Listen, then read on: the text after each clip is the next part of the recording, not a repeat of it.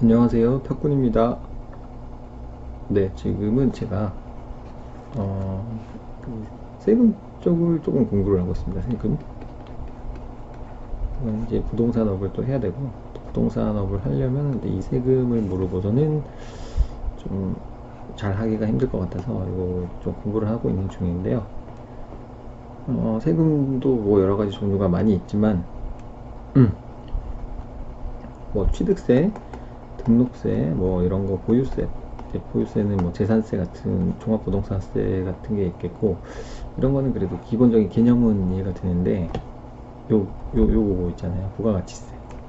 이거는 좀 개념이 잘 잡히지가 않아가지고 얘를 좀 먼저 좀 이해를 하고 가야 되겠다 싶어서, 지금 뭐 그 부가가치세 법령, 뭐 시행령, 시행규칙 이렇게 정리해서 법전처럼 해서 읽기도 하고요.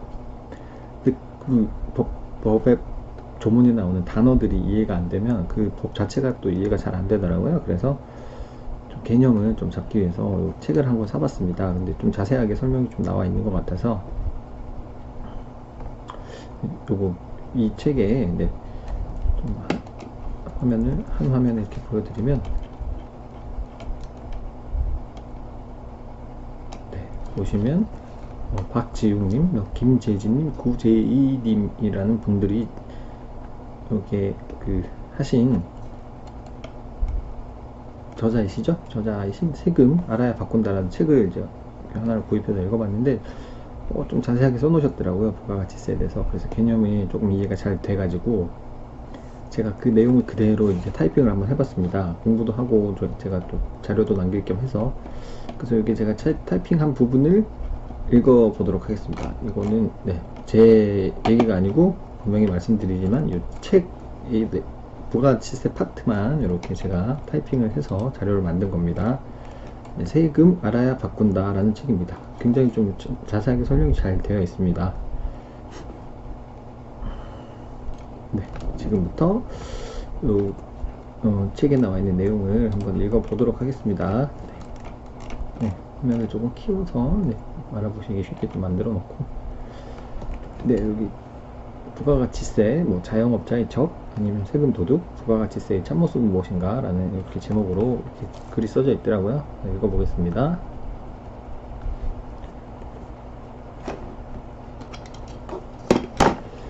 부가가치세로 시작해서 부가가치세로 끝나는 구사장의 하루라는 제목입니다.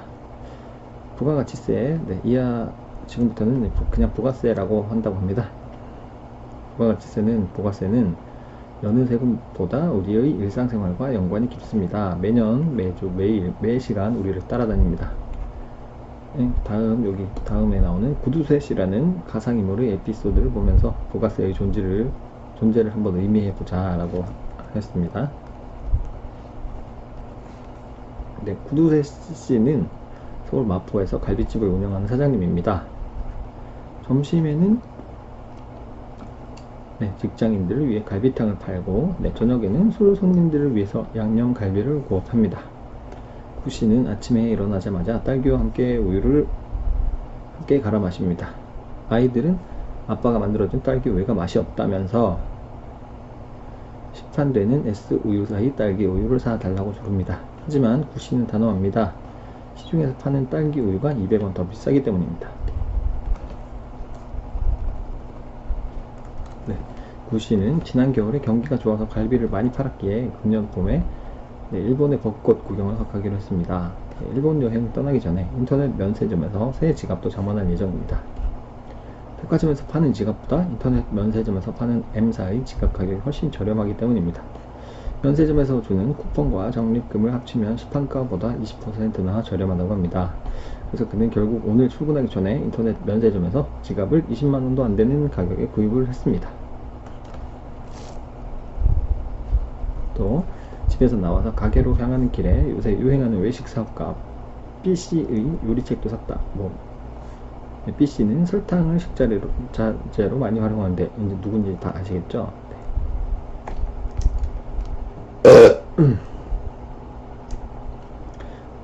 B씨는 설탕을 식자재로 많이 활용하는데, 구씨는 요새 양념갈비 맛이 예전만 못하다는 소리에 B씨의 조리법을 본뜬 새로운 조리법을 개발하려는 중이다. 네, 구씨는 10시에 가게에 나와서 장부를 들춰봤다. 구씨의 지난해 매출은 4억 원이 넘었는데 어제 세무사로부터 연락이 왔다. 매출액이 4억 원을 넘겼기 때문에 올해는 매출액이 4억 원이면 잘 버시는 거죠. 네. 그 비용 다 빼고 해도 수익이 좀 괜찮을 것 같은데. 네. 아무튼 매출액이 4억 원을 넘겼기 때문에 올해는 세금을 좀 더 내야 할 것 같다고 했다. 게다가 식자재 구입 금액에 적용되는 공제도 줄었다고 했다. 구씨는 아무리 머리를 짜내어 봐도 세금을 줄일 방법이 생각나지 않았다. 요사이 고객들이 신용카드를 많이 사용하기 때문에 매출도 그대로 신고할 수밖에 없다. 네, 세무사님은 또 고객들이 신용카드를 쓰는 것은 뭐 나쁘지 않다고 했다고 합니다. 그리고 11시 식자재가 들어올 시간인데 식자재 값도 절감할 수밖에 없다. 원래는 원래가 아니고 A사가 식자재 가격을 10% 할인해 준다고 해서 B사에서 원래는 이 식당과 거래를 했는데 네, A사로 거래처를 바꾸기로 했다. 그래서 이거 해설 부분을 읽어보겠습니다. 1번 구두쇠 씨는 개인 자영업자입니다. 네, 맞죠. 네. 자영업자는 누구나 매출에 따르는 그렇죠. 자영업자는 누구나 매출에 따르는 부가세를 납부해야 한다.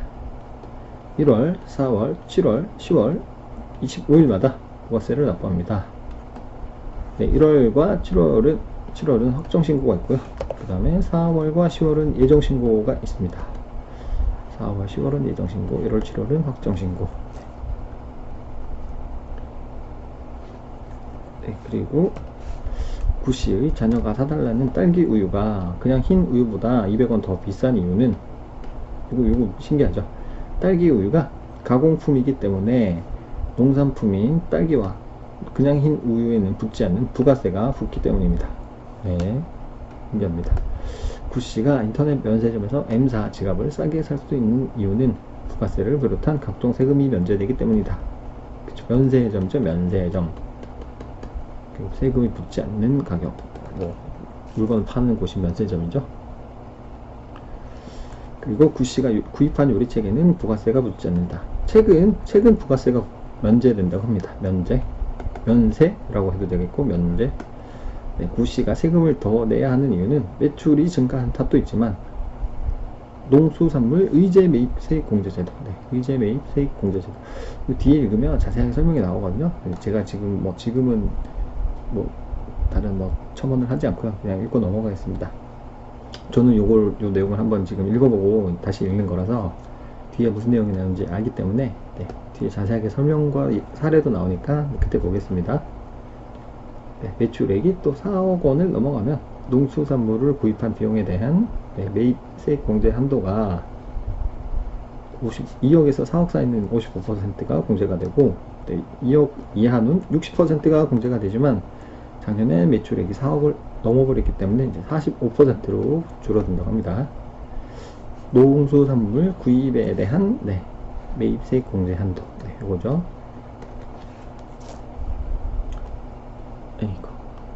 넘어가겠네. 6번 세무사님이 구씨에게 고객들이 신용카드를 사용해도 나쁘지 않다고 한 이유는 신용카드 또 매입출세액 공제 제도라는 게 또 있나 봅니다. 이것 때문이다. 그래서 세무당국은 고객들의 신용카드 사용액에 따라 자영업자들의 매출에서 일정액을 공제해 준다고 합니다. 세무당국은 고객들의 신용카드 사용액에 따라 자영업자들의 매출에서 일정액을 공제해 줍니다.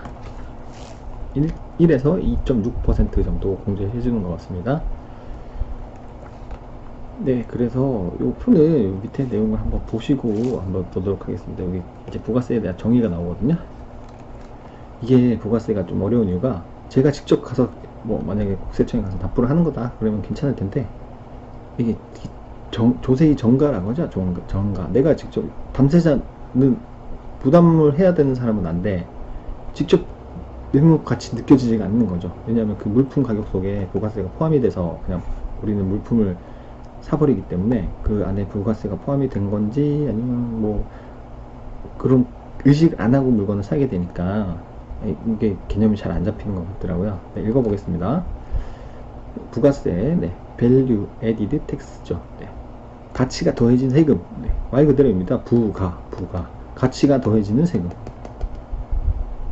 그러니까 어떤 어떤 생산물이 있으면 여기에 가치를 플러스 시키는 거 부가하면 여기에 대한 세금을 매긴다는 뜻이겠죠. 네, 읽어보겠습니다. 재화 또는 용역의 생산 및 유통 모든 단계입니다. 모든 단계에서 네, 사업자가 생산 부가가치에 과세되는 조세. 이게 단어 하나하나가 다 중요한 것 같더라고요. 제가 경제학도 조금 배운 적이 있는데 부가가치의 개념에서 이거 하나 단어 하나 모든 단어가 다 중요하게 이제 이렇게 네, 모든 단어들이 다 중요하게 그때 여겨지는 것을 봤거든요. 그래서 좀 유심히 보실 필요가 있을 것 같습니다. 재화 또는 용역의 생산 및 유통, 생산하는 것도 되고 유통하는 것도 된다고 합니다. 유통. 그리고 모든 단계, 그리고 사업자가 아니면 부가가치세를 안 내도 된다는 거겠죠. 반대로 얘기하면. 네, 그래서 그래서 이게 사업자가 생산하는 부가가치, 이렇게 한꺼번에 묶어서 봐야 되겠네. 생산하는 부가가치에 과세되는 조세이다. 그래서 네, 자본주의 원리가 극명하게 드러나는 세금 항목이기도 하다고 합니다. 네, 부가가치세가. 네, 애덤 스미스, 네, 유명한 분이죠. 경제학 거의 그 고전학파의 창시자, 네, 라고 할 수 있는 그런 분이겠습니다. 애덤 스미스는 네, 분업을 자본주의의 요체로 보았는데 하나하나의 분업 과정에서 가치가 창출되기 때문이다 라고 했다고 합니다. 그래서 부가가치세를 구하는 공식을 보면 크게 보면 그냥 매출세액에서 매입세액을 빼는 건데, 매출세액은 총 매출액에다가 10% 세율을 곱한 거를 이제 매출세액이라고 하고, 매입세액은 내가 뭐 원재료 같은 걸 살 때 그 금액에 곱하기 10% 세율을 한 것이 매입세액이고요. 그래서 총 매출세액에서 총 매입세액을 빼버리면 네, 부가가치세가 나오는 거, VAT죠. Value Added Tax. 그래서 VAT. 네, 그래서 이제 좀 사례를 들어서 좀 자세하게 이제 설명을 하게 됩니다. 읽어보겠습니다. 농부가 딸기를 재배하면 주스 회사는 이를 사들여서 딸기 주스를 만든다. 그렇죠? 그래서 주스 회사가 생산한 딸기 주스를 도매상에 넘기면 네, 도매상은 또 소매상에게 주스를 판매하고, 또 소비자는 소매상인 슈퍼마켓에서 딸기 주스를 사서 마신다. 그렇죠? 가공 단계가 늘어날수록, 이 말이 중요한 것 같습니다. 가공 단계가 늘어날수록, 이거를 빨간 글씨로 좀 표시를 해볼까요? 이렇게 중요한 내용이니까. 가공 단계가 늘어날수록 부가가치는 더 창출되고 소비자는 편리하게 상품을 소비한다 라고 했습니다. 그래서 아까 그 그림을 한번 보시면 이제 그 내용이 그냥 이 그림으로 그대로 이렇게 옮겨 놓은 거거든요.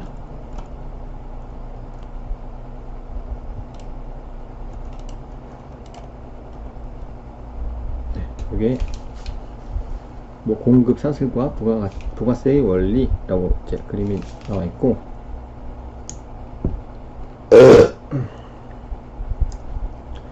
원재료를 이렇게 만약에 농산물이면 농산물 원재료를 이렇게 생산하시는 분 계시겠죠. 뭐 쌀을 수확한다든지 뭐 그렇게 하면 이제 1차 제조업자가 이제 원재료를 공급받게 되죠. 그러면 재료값에다가 네, 부가가치세 10%를 붙여서 이렇게 재료 공급을 하게 됩니다.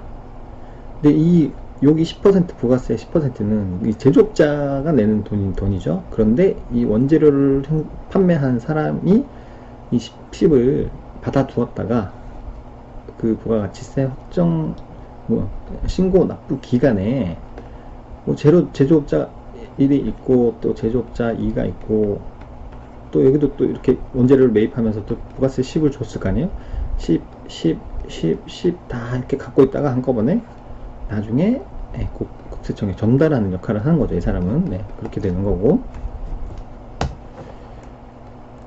근데 또 여기도 마찬가지입니다. 또 제조한 사람이 이걸 만약에 아까 이게 오렌지라고 하면 오렌지 주스를 만들었습니다. 오렌지 주스.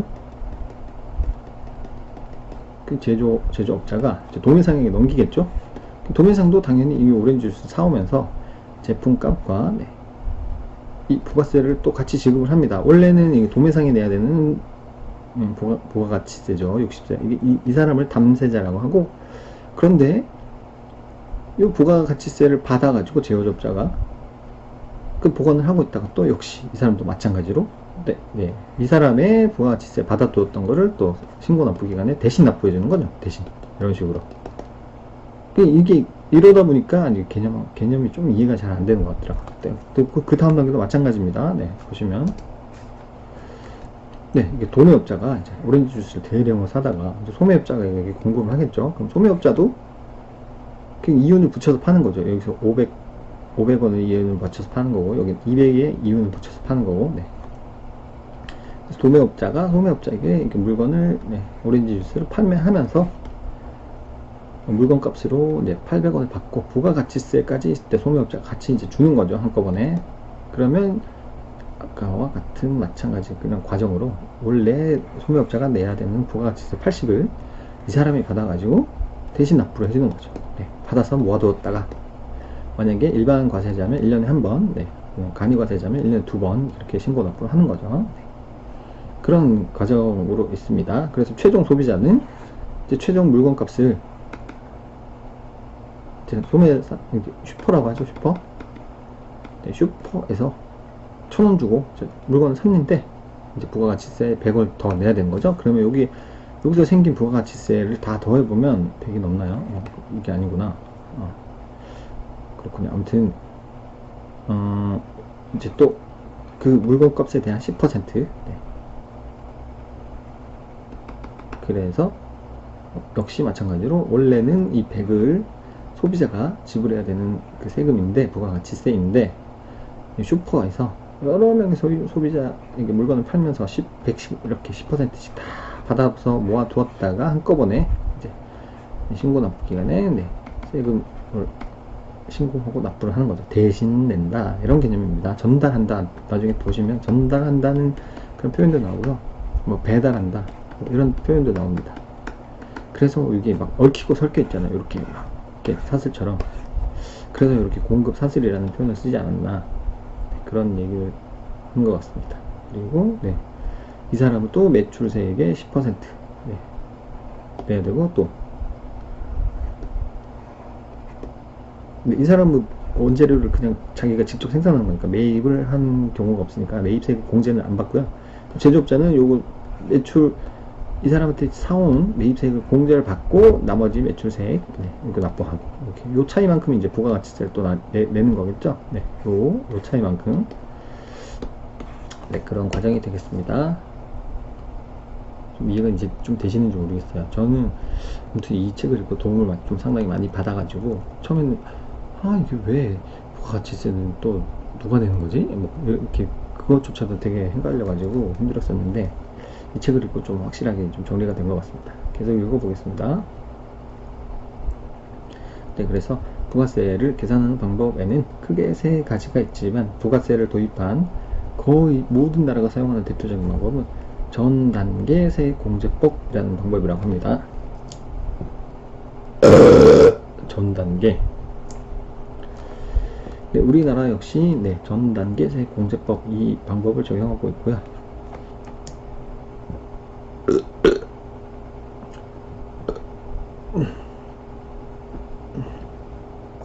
그래서 이것이 뭐냐, 이렇게 보면 위에서 아까 공식 있었잖아요. 그거를 그냥 말로 설명한 겁니다. 사업자의 그 매출가액 전체에서 세율을 곱하여, 그러면 이게 이제 매출세액이 되는 거고요. 매입할 때 징수당한 세액, 그 총 매입액 곱하기 10%, 요게 그 매입세액이라고 하는 거죠. 요걸로 차감한 잔액이 이제 부가세가 되는 거죠. 그거를 전단계 세액공제법이라고 한다고 합니다. 말이 어렵습니다, 참. 그래서 매입세액은 그러니까 세금 계산서로 입증을 합니다. 이를 증명하기 위해서는, 그래서 사업자는 거래 상대방에게 세금 계산서 교부를 요구해야 합니다. 부가세는 거래 단계마다 세금 계산서를 주고받음으로써 거래 당사자 간 상호 검증이 가능하기 때문에 과세 표준 양성화에 큰 효과를 발휘할 뿐만 아니라 사업자의 소득세나 법인세까지 교차 검증할 수가 있습니다. 이 말은 또 무슨 말이냐 하니, 이따가 좀 또 나오겠지만, 만약에 제가 슈퍼를 뭐 옷가게를 한다고 가정하겠습니다. 청바지 한 장에 2만원. 근데 소비자가 현금을 내버렸어요. 네. 근데 뭐 다른 증빙 서류를 떼가지 않았어요. 뭐 현금 영수증 발급도 안 해가고. 그러면 제가 이거를 신고해 말아 고민하다가 그 소득 신고에서 누락할 수도 있겠죠. 현금으로 받아버리면.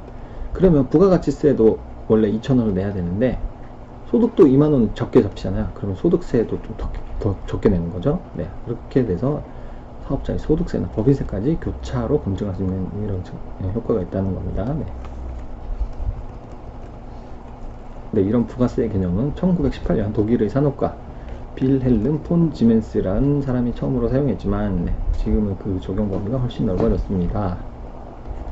네, 부가세는 1954년 프랑스가 최초로 도입한 이래 현재 166개국, 즉 거의 전 세계 대부분 국가가 도입을 하고 있습니다. 최근에도 여러 개발도상국이 경제개발에 필요한 재원을 조달하는 방안으로 부가세를 도입했거나 도입을 검토 중입니다.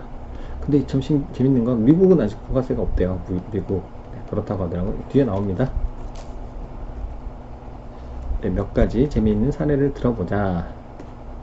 편의점에서 오레오 쿠키를 살 경우 2,700원 정도가 물건 가격. 오레오 뭔지 아시죠? 뭐 새까맣고 가운데 하얗게 생긴 그 과자 있잖아요. 쿠키. 네. 네, 그래서 2,700원 정도가 물건 가격이고 나머지 270원은 부가세이다. 그렇죠. 그런데 네, 쿠키는 가공 과정을 거치며 그 가치가 증가되었다고 보아서 부가세 270원을 부과한다. 또한 구씨 사례에서 보듯이 딸기 우유에는 부가세를 과세하지만 일반 우유에는 과세하지 않는다. 이게 좀 이따가 또 나올 텐데 우리나라는 그냥 소비자 가격 이렇게 해서 1,000원, 뭐 예를 들면 생수 한 병을 했는데 이렇게 나와 있잖아요. 원래는 이렇게 하면 안 되고 소비자 가격 900원 플러스 VAT 90원 이렇게 표현을 해주는 게 맞다고 해요. 이게 외국은 다 이렇게 표현을 한다고 그러더라고요. 그런데 우리나라는 애초에 이제 부가가치세 이거 법을 시행을 할 때 그냥 이렇게 가격만 표시하고 이 안에 10%가 포함된 걸로 이렇게 이제 하자고 그랬나 봐요. 그러다 보니까 이게 우리가 물건을 사면서도 실질적으로는 내가 물건값의 10%를 부가가치세로 납부하는 건데 인식을 못하는 거죠, 일반 국민들이. 네. 그래서 이제 부가가치세에 대한 관심도 좀 적고 그 인식도 별로 없고 그런 것 같다라는 얘기도 나옵니다. 이따가. 네, 그래서 또 다른 사례로 홈쇼핑에서 파는 피조개를 보자. 어민들이 채취한 피조개는 도시민들의 편의를 위해서 껍데기를 열어서 속살만 판매됩니다. 피조개 껍데기는 살짝 데쳐서 까면 쉽게 열리지만 아무래도 도구가 있어야 열기가 편합니다. 네, 피조개를 먹어본 독자들은 쉽게 이해할 것입니다. 어쨌든 이러한 가공 과정에서 문제가 되는 것은 역시 세금이죠. 네. 국세청은 그러니까 피조개를 물에 살짝 데치는 것도 가공의 한 과정이라고 봤기 때문에 부가세를 납부해야 한다고 했습니다. 물에 데친 피조개를 가공식품으로 간주한 것이지만 어민들로서는 어리둥절할 수도 있겠습니다. 그래서 이제 부가세 개념을 좀 이해하는데 좀 쉬우라고 이런 사례를 들어주는 것 같습니다. 그냥 피조개를 잡아서 그 자리에서 팔면 이제 그거는 면세인데 부가세가 만약에 뭐 데치거나 해서 껍질을 까서 판다? 네, 그러면 이제 이게 가공식품이 되는 거죠. 그래서 부가세 VAT가 붙는다. 이런 내용입니다. 아시아에서 최초로 부가세를 도입한 한국. 아시아. 네. 그렇다면 우리나라에는 부가세가 언제 도입되었을까? 우리나라는 IMF로부터 자문을 받아서 1977년 네, 아시아에서 최초로 부가세를 도입하여 지금 현재 40년 넘게 운영하고 있다고 합니다. 네, 경제개발에 필요한 재원을 원활히 조달하기 위해서 이전의 영업세, 물품세 등 8개 정도의 간접세를 폐지하고 부가가치세를 도입하였는데 프랑스나 독일의 사례를 많이 참조하였다고 합니다. 좀 내리겠습니다. 그래서 이전에는 물품세 등 각종 간접세 종류가 많고 복잡하여 부정부패의 여지가 많았으며 최종 공급자에게 과도한 부담이 집중되어 탈세 등 부작용이 많았습니다. 그렇지만 이에 세제 개혁과 함께 경제 발전에 필요한 재원을 원활히 조달하고 경제적 자립을 확립하기 위해서 부가세를 도입하였습니다. 네, 1977년 처음 도입할 당시에는 네, 부가세는 국민들에게는 완전히 생소한 세금이어서 중세 저항이 매우 심했다. 그랬겠죠. 지금 뭐 40년 넘게 이렇게 시행이 되고, 저도 거의 지금 부가세랑 나이가 좀 비슷한 편인데, 한 2, 3년만 지나면 이제 40대가 되는데, 근데 부가세를 잘 모르니까요. 지금도 그런데, 그때 처음에 이제 이런 세금을 만들겠다 했으면 뭐, 깜깜했겠죠. 그냥 처음 보는 국민들은. 네. 부가세는 물품세와 달리 모든 거래에서 단계에서 증빙이 필요하면, 이제 그러니까 뭐 A, B 이런 식으로 이제 과정을 거친다 치면, B가 A한테 뭐 그 재료를 살 때 세금 계산서를 끊어달라고 해서 네, 자료 증빙을 해야 되고, C 역시 또 B에게 물건을 살 때 B가 세금 계산서를 또 끊어주고, 네, 뭐 마찬가지겠죠.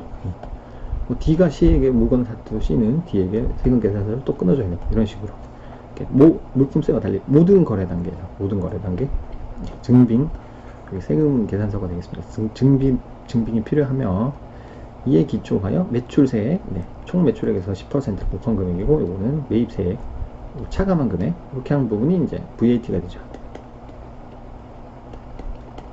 네, 이거는 총 매입액에서 10% 차감한 거. 그럼 요 매입세액을 증명하는 게 이제 아까 여기 증빙 서류, 요 세금 계산서인 거죠. 네. 그래서 차감한 부분은 국가에 납부하게 되어 있기 때문이다. 따라서 사업자들은 거래 단계마다 세금 계산서를 주고받아야 했기 때문에 번거로움이 컸다. 그렇긴 하겠죠. 그렇지만 이게 이제 거래를 투명하게 만드는 역할을 하는 거죠. 세금 계산서를 서로 주고받음으로써. 그러면 이제 어떻게 탈세나 뭐 그런 거 탈루 뭐 그런 걸 할 수가 좀 없어지는 거죠. 그래서 1977년 우리나라의 사회 환경은 지금과는 비교할 수 없을 정도로 열악하였다. 대부분 상거래는 현금으로 이루어졌으며 신용카드는 물론 컴퓨터도 없던 시절이었다. 그랬죠. 제 기억으로도 지금 컴퓨터 이렇게 좀 지금처럼 고성능 컴퓨터가 나온 지가 제가 고등학교 중학교 3, 4학년 때, 네, 그때가 286 컴퓨터, 혹시 그 어리신 분들은 모르시겠죠. 플로피 디스켓 이래가지고 막 이상한 넓적한 얇은 디스켓도 막 쓰고 그랬었거든요. 그런 거 보면 이렇게 좀 고성능 컴퓨터가 나오는 게 한 10년 안 된 것 같아요. 그쵸. 네. 핸드폰도 제가 군대 있을 때 2002년 정도 때 저희 고참이 휴가 갔다가 들어오면서 나 그 칼라 액정 핸드폰 샀다 이러면서 자랑을 했었거든요. 그게 불과 이제 지금 16년 전인데, 이게 스마트폰이 나온 지가 이렇게 잡스라는 분이 만드셨죠. 그리고 이분이 만드신 것도 한 4, 5년 정도밖에 안 된 것 같고, 그렇으니 네, 1977년에는 뭐 어땠을까요? 환경이 그냥 뭐 안 봐도 좀 비디오처럼 보이는데, 그러니까 뭐 대부분 상거래는 현금으로 이루어졌습니다. 현상 같은 시스템이 없으니까 당연히 그럴 수밖에 없겠죠. 신용카드도 없었을 거고, 컴퓨터도 그때 당연히 없었고, 그런 시절이었습니다. 그래서 제대로 된 기업이나 사업자 수는 별로 없고 소규모 영세 자영업자가 대부분이었다. 네, 그렇겠죠. 종전의 판매세는 최종 소비 단계에서 세금을 부과했지만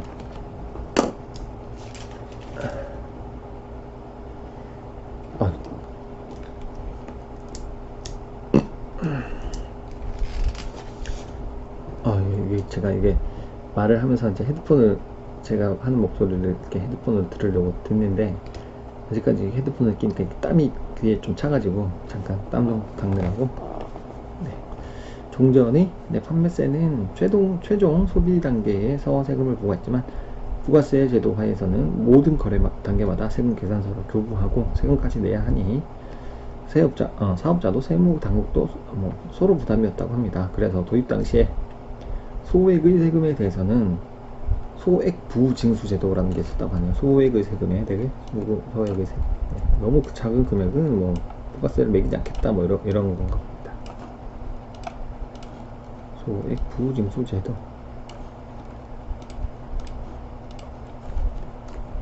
아예 네, 세금을 납부하지 않겠다. 이게 지금의 간이과세 제도의 모태다라고 하네요. 네, 뭐 부가가치세는 대부분 다 아시겠지만, 뭐 일반과세, 이렇게 간이과세 이렇게 두 종류로 나누고, 일반과세, 간이과세. 기준은 연 매출 4,800만원의 기준이고요. 넘으면 일반 과세가 되고, 네, 미만이면 단위 과세가 되고. 근데 이분들은 1년에 한 번 이제 신고 납부하고 1년에 2번이죠. 2번. 네. 부가세는 눈먼 세금인가? 네, 대부분 사람들은 본인들이 직접 납부하는 소득세나 법인세에 대한 관심은 많은데, 네, 간접세인, 네, 가치세, 간접세여서 그렇죠. 네, 간접세인 부가세에 대해서는 관심이 덜하다. 국회에서도 이런 상황은 비슷하다. 부가세법 개정 연혁을 봐도 소득세나 법인세에 비하여 그 횟수가 훨씬 적고, 네, 부가세는 내국세의 약 29.8%, 국세의 약 24%를 차지할 만큼 세수 기여도가 높은 항목인데 왜 이렇게 관심이 없을까요? 네, 이렇게 물어보고 이제 해답을 나오겠죠. 네, 그 이유는 부가세는 거의 모든 국민이 담세자지만, 그러니까 거의 모든 뭐 물건 살 때마다 부가세를 내게 되죠. 거의 진짜 농산물 같은 거 살 때 빼면. 네. 그렇지만 직접 국가에 납부하는 직접세가 아니라, 네, 간접세이기 때문입니다. 간접세. 아까도 맨 처음에 이제 그림 보면서 설명드렸지만 A, B, C, D 이 사람이 최종 소비자라가 치고 물건이 이렇게 단계별로 이제 유통이 된다고 치면 이 최종 소비자가 부가세 10% 이 사람한테 물건을 사면서 함께 내는 거죠. 그러면 이 사람이 최종 소비자가 직접 1,000원짜리 물건을 사면서 100원을 국세청에 부가세 100원입니다 하고 내는 게 아니라, 물건을 할 때 이 사람한테 같이 지급을 해주면 이 사람이 나중에 모아서 한꺼번에 전달, 약간 이런 개념이다 보니까 이 사람은 내가 부가세를 지금 내고 있는지 안 내고 있는지 신경도 잘 안 쓰고요. 그리고 내가 낸 부가세가 이 사람이 지금 잘 보관하고 있다가 제대로 잘 갖다 내는지 이것도 알 수가 없죠. 이 사람은. 네, 그런 내용입니다. 그러니까 즉 담세자가 이 사람이 되는 거고, 납세자는 이 사람이 되는 거죠. 근데 이 사람이 뭐 부가세를 잘 안 내버리면 이 사람이 낸 부가세는 도둑맞는 거죠. 사실 따지고 보면 이 사람이 미리 부가세를 내놨는데, 네, 그렇게 되는 겁니다. 그리고 지난 40년간 10%의 세율이 변동 없이 유지되고 있는 데다가 그동안 중요한 제도 변화도 없었기에 또 더욱더 관심이 없다고 합니다. 또 간접세임으로 경제활동을 하는 모든 국민이 부담을 하지만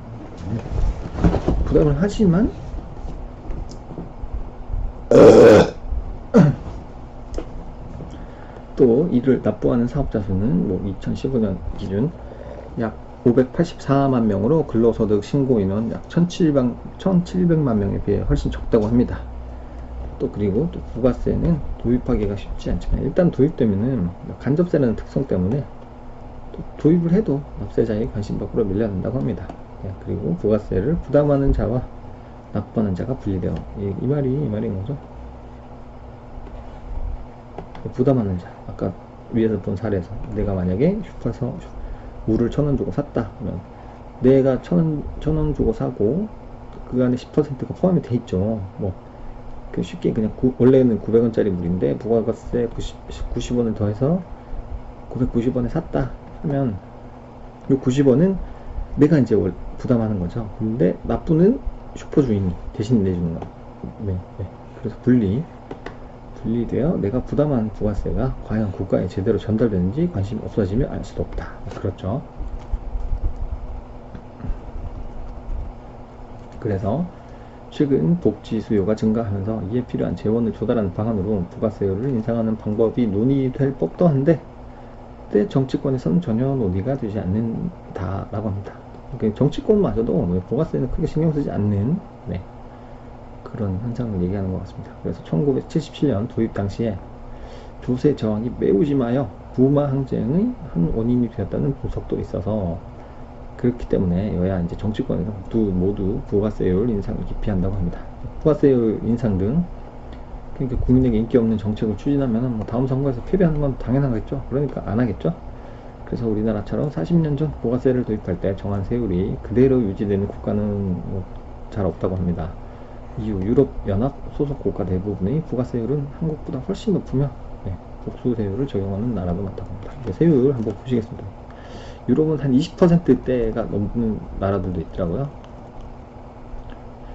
이거 그림을 조금 줄여갖고 한꺼번에 그냥 눈으로 쭉 읽고 지나가겠습니다. 뭐 굳이 그렇게 뭐 다른 나라 부가세가 몇 퍼센트인지는 그렇게 중요한 부분은 아닌 것 같아서. 보시면 유럽 거의 한 요 정도까지 유럽 20%대죠. 쭉 보시면 그렇고, 일본이 조금 낮고요. 8, 캐나다 5, 폴란드 뭐 유럽이니까 23, 그리고 호주 10, 한국 10 이렇게 된다고 합니다. 호주랑 한국이 부가세율이 똑같고, 일본 조금 낮고, 대신 또 중국은 또 17%가 된다고 해요. 17% 부가세율이.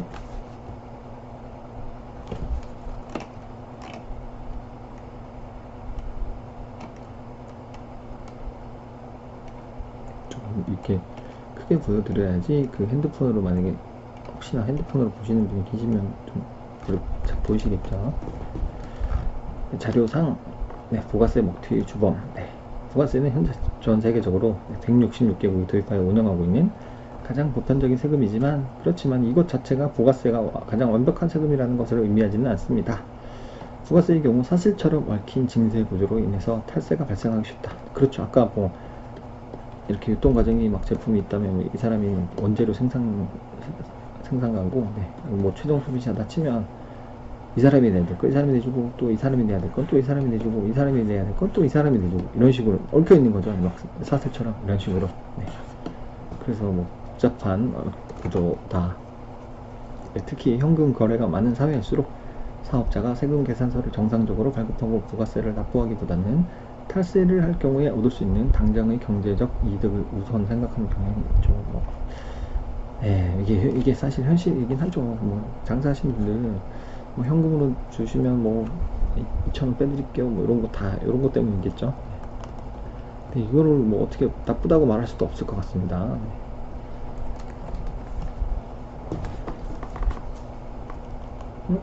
여기 있죠?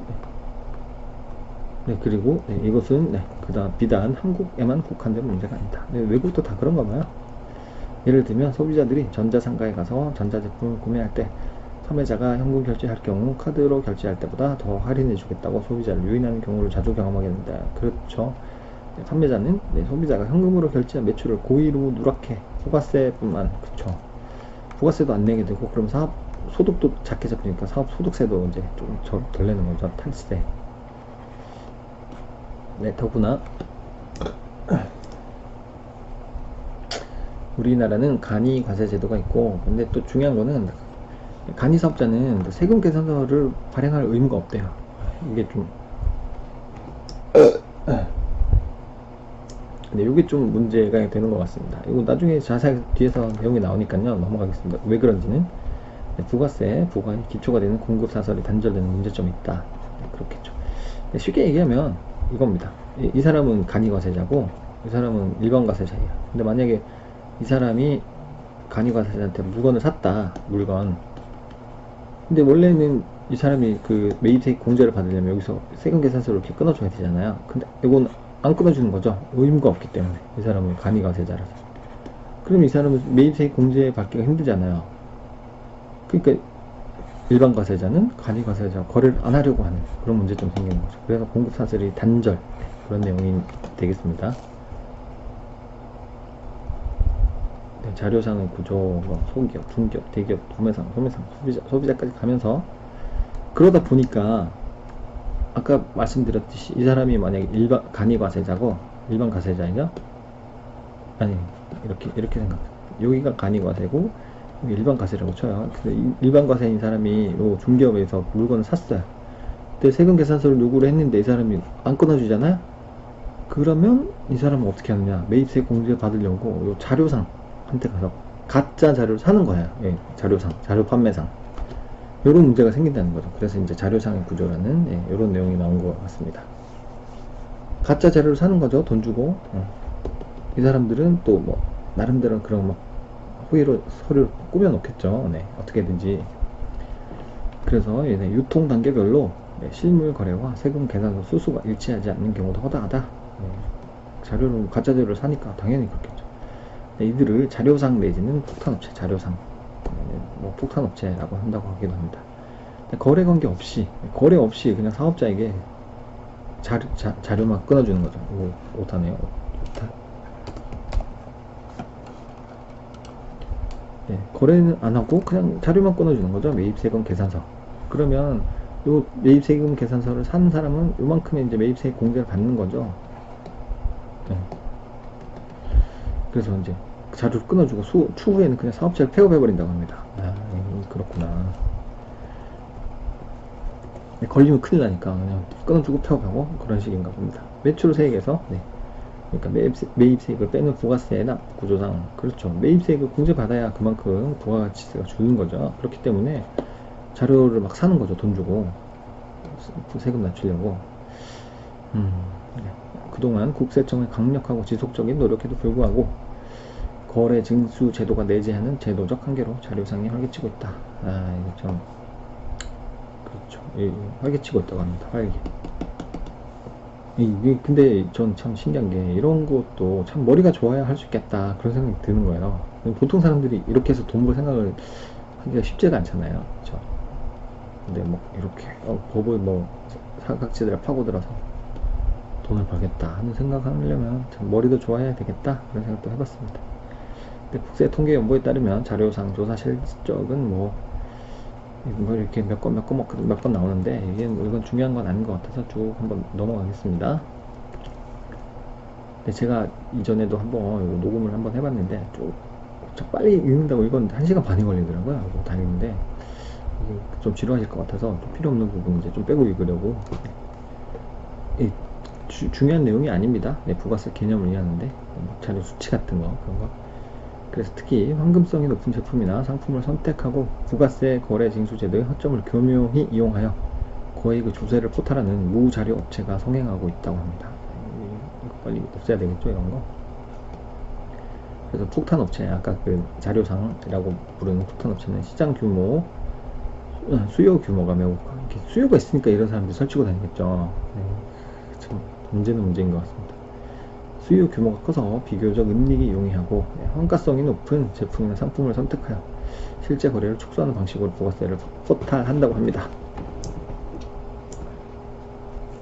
네, 그래서 좀 자세한 예시를 들어서 또 설명을 해줍니다. 독자들이 편의를 위해 예를 들어본다고 합니다. A 주유소가 있고 B 종류 도매상으로부터 기름을 이제 공고를 받겠죠. 200톤을 샀다고 합니다. 그런데 B 종류 도매상은 A 주유소에 실제로는 300톤을 공급했다고 합니다. 100톤 분량의 기름은 농민들의 농산물 생산 비용 절감을 해주기 위해 정부가 공급하는 면세유, 뒤에 면세유라는 또 개념이 나와요. 정부가 농민들 그 농기 같은 거 운영할 때 기름이 너무 비싸면 그 농사를 제대로 못 짓잖아요.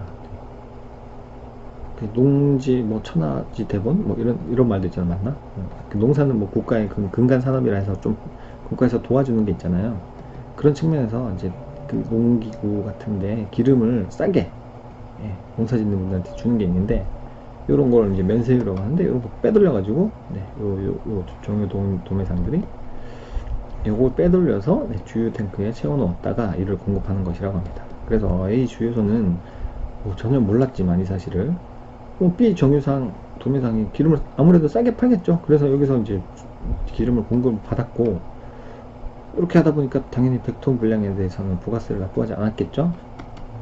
근데 A 주유소 기름값이 주변 주유소보다 유난히 저렴하다는 제보를 받은 세무관서에서 요거 냄새가 나는데 해서 조사를 나가보니까 그런 소식을 들은 B 도매상은 유유히 사라지고 A 주유소만 이제 쉽게 돼서 세가 되는 거죠. 완전히 세됐어. 이렇게 되는 거죠. 탈세범이 되었다. 네, 그래서 이제 좀 여기서는 좀 뭐 만약에 정상적인 물건인데 가격이 너무 싸다 그러면 뭔가 좀 의심을 해봐야 될 것 같은 생각이 드네요. 너무 싸다 그러면 너무 싸다.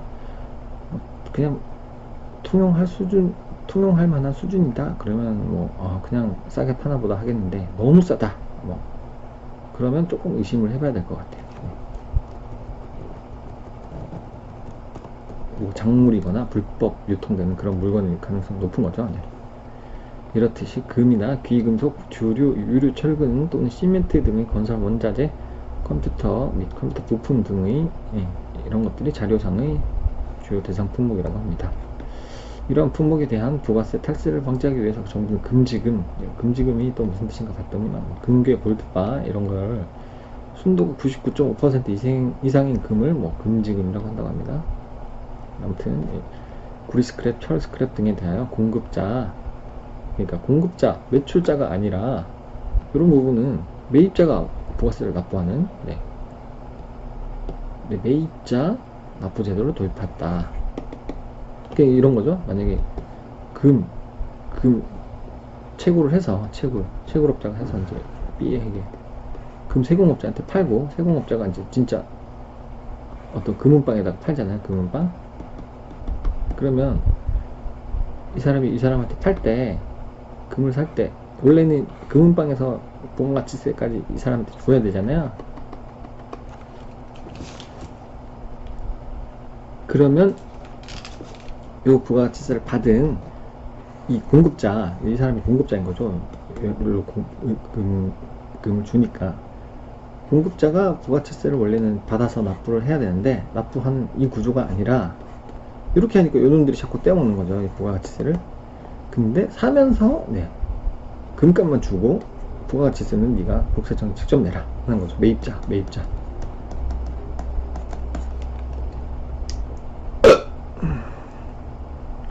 네, 이렇게 해서 요런 분야, 금지금, 뭐 구리 스크랩, 철 스크랩 요런 분야는 이제 요런 시스템을 도입을 해서 좀 부가가치세 탈세를 많이 막았는데, 그렇지만 아직까지 다른 업종에서, 일반 업종에서는 막 이런 수법을 사용해서 탈세가 자주 발생한다고 합니다. 그래서 심지어 수출업자를 위한 영세율 제도를 악용하는 경우도 있다고 합니다. 영세율이란 여기 보시면 국제관리상 물품을 수출하는 기업의 경우 부가가치세를 납부하지 않는 경우, 그러니까 세금을 면세하는 거죠. 그래서 세율이 0인 거죠. 영세율. 그러면 면세랑 마찬가지였던 거죠. 그래서 면세는 약간 깎아주는 개념인데 영세율이라는 거는 면제인 거죠. 완전 면제. 그런 개념인 것 같습니다. 그래서 이 경우 부가세의 매입세액은 모두 환급 대상이 되죠. 그렇죠. 원래는 부가세를 내야 되는데 냈던 걸 다시 받는 거죠. 이제 아예 면제가 되니까. 그래서 부가세는 그러니까 매입세액. 내가 살 때 그 매입액 곱하기 10%. 이거는 환급 대상. 원래는 매출세액 빼기 매입세액, 이게 VAT잖아요. VAT. 그럼 어떻게 계산을 해야 되지? 이게 요거는 부가세를 줄이는 역할인 거죠. 부가세를. 그래서 아무튼 이게 영세율이 되면 이 경우는 오히려 매입세액은 모두 환급 대상입니다. 그래서 부가세는 첫째, 국내에서 발생한 재화용역의 거래에 대해서만 부과할 수 있기 때문이고, 둘째, 국제 자유무역을 좀 더 원활하게 하기 위해서 전 세계적으로 합의했기 때문에 이런 영세율이라는 게 있다고 합니다. 그래서 요런 걸 이제 악용하는 사례, 이거를 이제 사례를 보시면 회전목마 사기 거래 구조라고 하는데요. 그 그림을 보기 전에 밑에 설명을 한번 읽고 그림을 보겠습니다. 이제 폭탄 업체들은 아까 같은 자료상들은 이를 또 악용한다고 합니다. 국내에서 해외로 수출하는 A사, 그리고 그 수출하는 물품을 해외에서 받는 B사, 그리고 나머지 다른 그런 해외로 또 수출하는 D사, 이렇게 셋이서 짜는 거죠. 짜고 고스톱을 치기 시작하는 거죠. 그래서 우선 국내에서 수출하는 A사는 영세율을 적용받아, 그러니까 외국으로 수출하는 회사는 부가가치세가 면제라고 했죠. 영세율을 적용받아서 부가가치세 내지 않고 해외 수출을 합니다. 그래서 해외 수입 업체 B사는 동일하게 또 부가가치세 내지도 않고 국내에서 이렇게 수출한 A가 보내는 물품을 받는 거죠. 짜고 받는 거죠. 그렇지만 이 경우는 이제 수입품에 대해서도 동일하게 영세율을 적용하는 국가의 경우가 있어야 되겠죠. 그리고 수입에 대해서도 영세율을 적용하는 국가의 경우 수입업체가 다른 제3의 업체 C사에게 팔고, A사, B사 짰죠. 일단 이렇게 여기 한국이고 여기 미국이라 치겠습니다. 미국에서 아무것도 모르는 선우의 씨한테 이거 팔아버린 거죠. 일로 갔다가 한번 갔다가 일로 한번 갔죠. 근데 씨는 이거 사면서 여기는 또 미국 국내니까 부가세가 만약 미국은 아까 부가세가 부가가 안 되는 나라니까 다른 뭐 영국이라고 하겠습니다. 영국에서 물건 사니까 이 사람은 부가세를 B한테 주겠죠. 네. 그래서 C사로부터 부가세를 징수하지만 이거는 이제 떼먹는 거죠. 어떻게 떼먹는가? 그 C사는 아무것도 모르고 A, B사와 결탁한 해외 수출 업체 D사에 또 물건을 넘긴다고 합니다. 또 요놈 이렇게 짠 놈, 이렇게 D 한 놈이 더 있는데 요 물건을 또 여기에 넘기는 거야. 이 사람은 또 해외에 물건을 수출하는 업체인 거죠. 그런데 이 물건은 다시 A가 짜고 다시 돌려받는 거죠. 네. 부가세 하나도 안 내고 물건을 넘긴다. 그러면 D사는 모른 척하고 다시 A사한테 그 물건을 수출하는 거죠. 여기 나오죠. 다시 국내 수출해서 A가 A 물건을 수출하고, 그러니까 이렇게 다시 그림을 그리면 이렇게 그리고 이렇게 C한테 갔다가 C가 아무것도 모르고 D한테 주면 D는 다시 A한테 줘버리는 거죠. 그러면 얘네는 부가세 하나도 안 내고 일로 보냈다가 근데 나중에 결론은 그쵸, 수출하고 A까지 물건은 그대로 원상 복귀가 됐는데 영세율을 적용받아서 매입세액을 공제를 받고 근데 나중에 환급까지 받는 거죠. 환급. 그래서 이 구조에서 B는 세금을 내지 않았지만 안 냈죠, 이 사람. D는 환급까지 받는다고 합니다. 세금을 돌려받는다. 그래서 요거 세 팀이 짠 거를 요거 환급받을 돈을 나눠 먹는 거죠. 이런 식으로 사기를 친다고 합니다. 이게 참 이해하기가 쉽진 않은데, 네, 그러다 보니까 네, 뭐 국경을 넘어서 여러 국가를 상대로 사기를 쳐서 세금을 떼어먹는 이거 맞나요? 떼어먹는 안으로 써야 되나? 떼어먹는. 그래서 설명이 다소 어렵지만 이를 지칭해서 회전목마 사기라고 한다고 합니다. 마치 회전목마처럼 빙빙 돌아 사기를 친다고 하였거든요. 맞죠? A에서 B로 갔다가 B에서 또 선의의 C에게 팔았다가 C는 또 아무것도 모르고 D에서 팔았는데 이 사람은 그냥 A한테 다시 돌려주는 거죠. 빙글빙글 한 바퀴 돌아서 그냥 제자리에 오는 거죠. 근데 이상하게 얘는 환급을 받아서 이득이 생기는 거. 이상한 구조인 것 같습니다. 그래서 특히 EU 국가, 유럽 연합 국가들은 뭐 다 붙어 있잖아요. 유럽은. 그래서 국경 통제가 폐지가 되어서 뭐 물품들이 자유롭게 왔다 갔다 하니까 이런 수입품에 대한 과세가 불가능해지면서 요런 이 유럽 지역에서 이런 현상들이 많이 생긴다고 하네요. 그래서 내가 낸 세금 어디로 갔을까? 내가 이게 슈퍼 가서 물을 한 병 1,000원짜리 샀으면 그 중에 10%는 세금을 낸 건데 이게 제대로 국가에 납부가 되는가 알 수가 없죠. 근데 일반적으로 소비자는 재화 또는 용역을 구입할 때 본인과 직접적인 관련이 있는 공급자, 소비자 간의 거래에만 관심을 갖는다. 이게 이제 뭐 약자인가 봐요. 공급자, 소비자 간의 거래는 비즈니스 to consumer 이렇게 되는 거죠. consumer.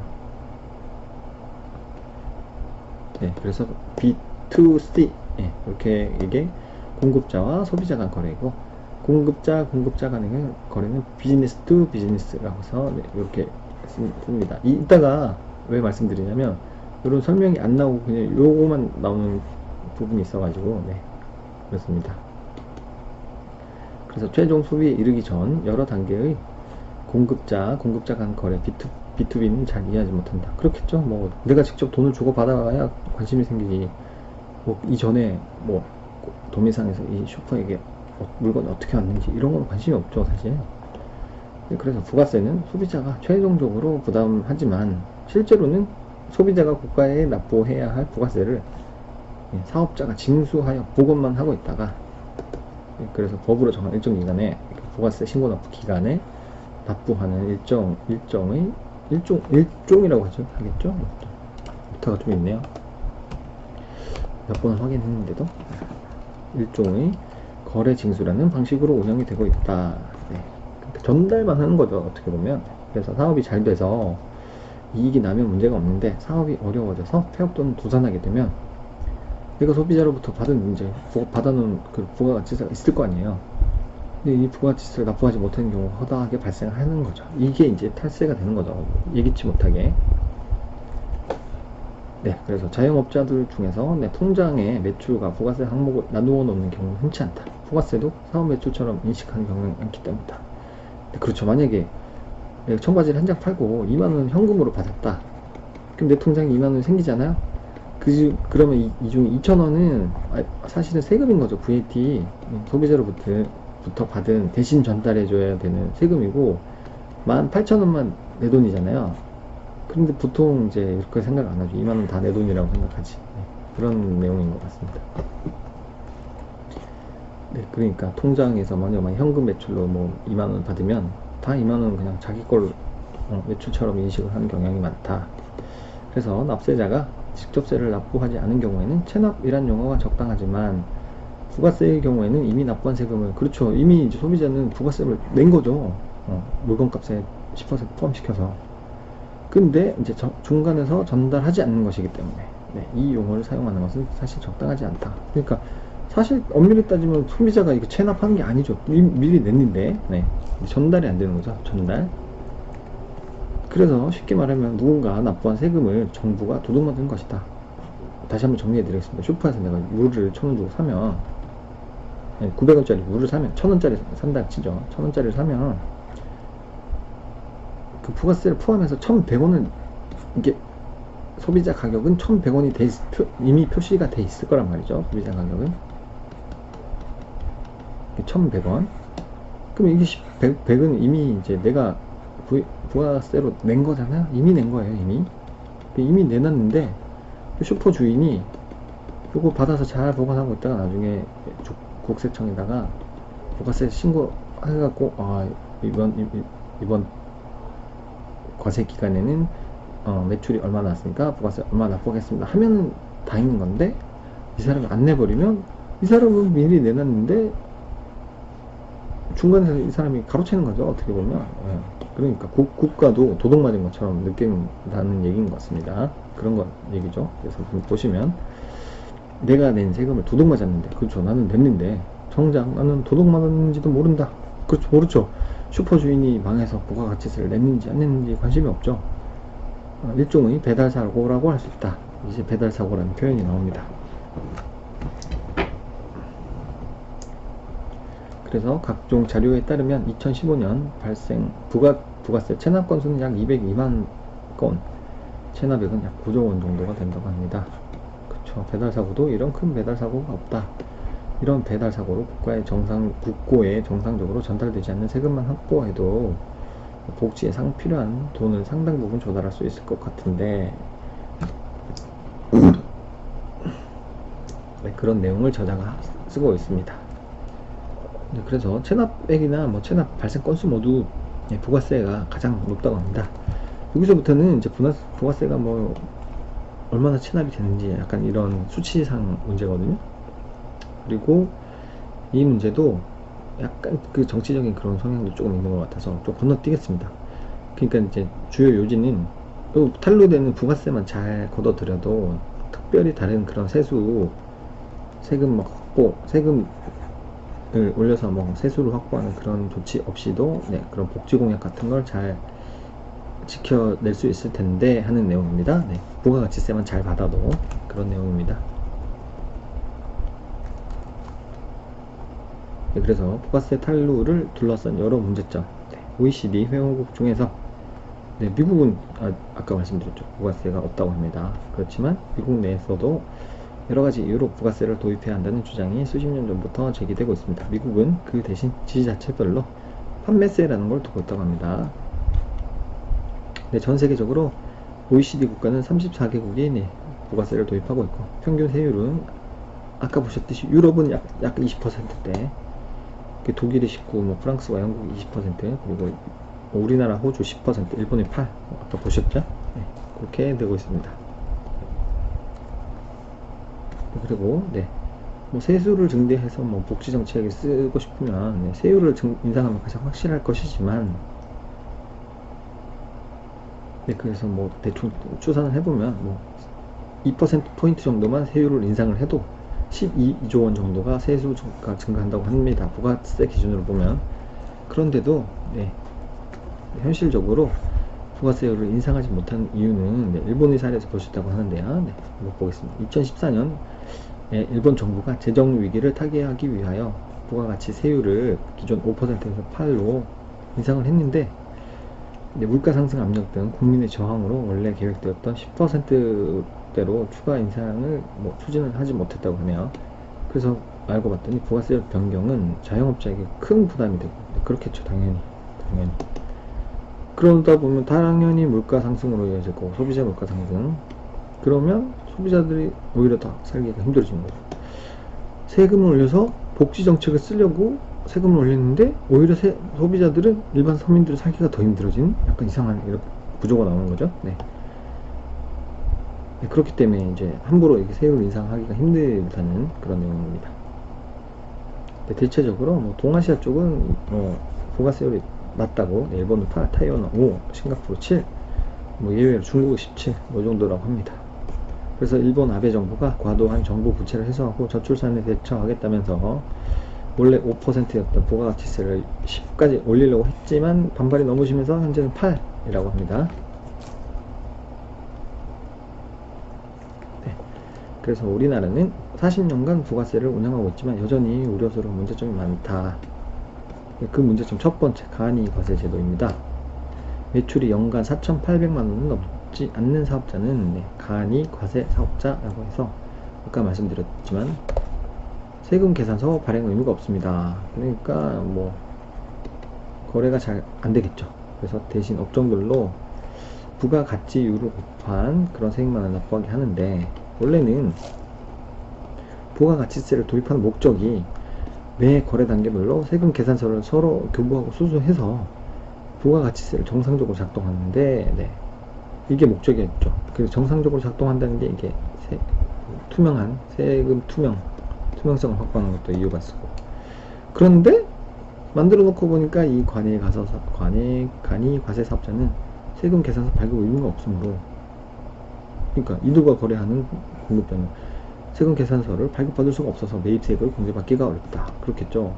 그렇기 때문에 간이과세 사업자가 거래를 꺼리겠죠. 네.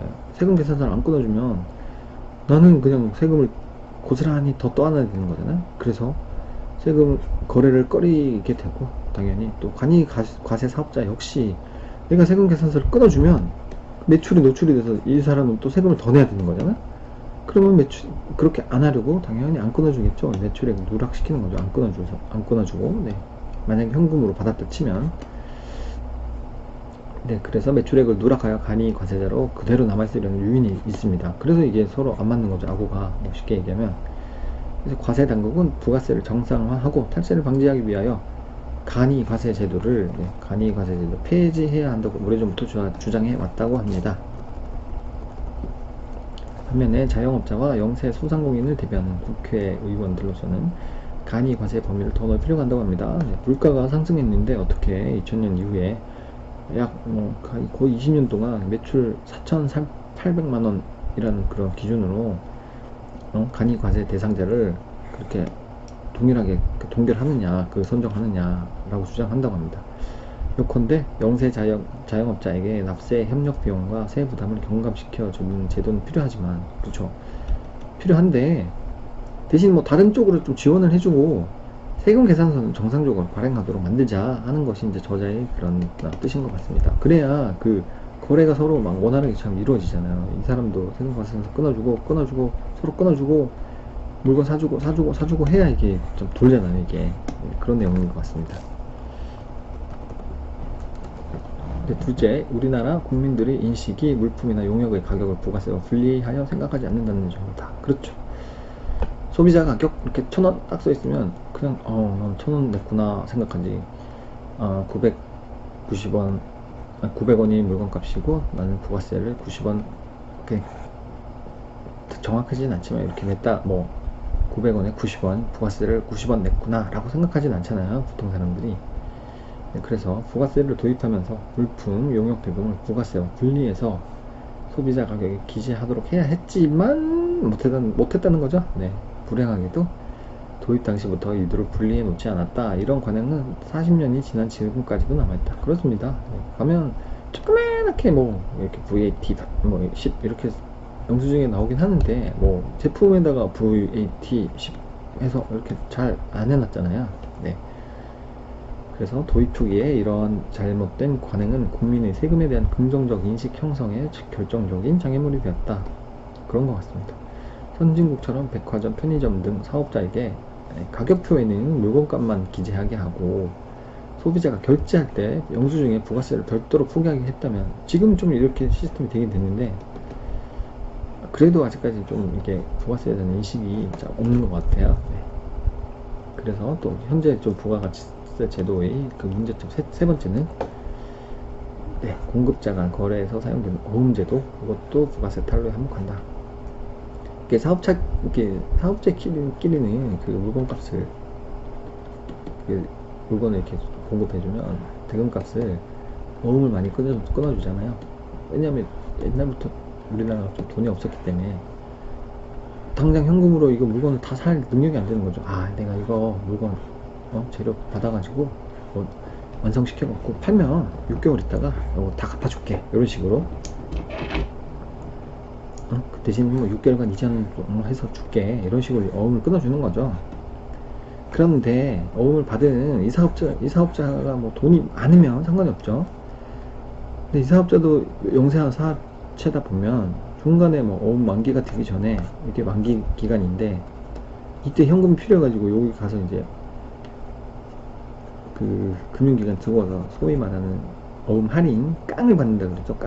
깡을 받으면 원래는 요만큼 갖고 있어야 원래 액면가가 나오잖아요. 혹시나 만약에 이자부 어음이면 이자를 포함한 그런 만기 금액이 돌려받을 수가 있는데 요만큼은 자기가 보유를 하고 있다가 요만큼은 보유를 안 하고 미리 땡겨서 받는 거죠. 요 부분에 대한 이자 부분을 까는 거죠. 까고 받는 거죠. 그러면 액면가보다 더 돈을 못 받는 거예요. 만약에 10만원짜리 어음이다 치면 이때 가서 어음 할인을 받거나 그 깡 혹은 어음 할인을 받으면 그냥 계산 안 하고 그냥 쉽게 9만원만 받는다든지 네, 이렇게 되는 거죠. 그러면 이거 보시면 이렇게 해서 깡을 해서 이제 물건 값을 어음으로 받고 또 갑자기 현금이 필요해서 중간에 이제 어음 만기도 되기 전에 깡이라고 해서 어음 할인을 통해서 현금을 해버리면 원래는 10만원 받아야 되거든요. 근데 10만원 못 받잖아요. 9만원만 받았다 치자.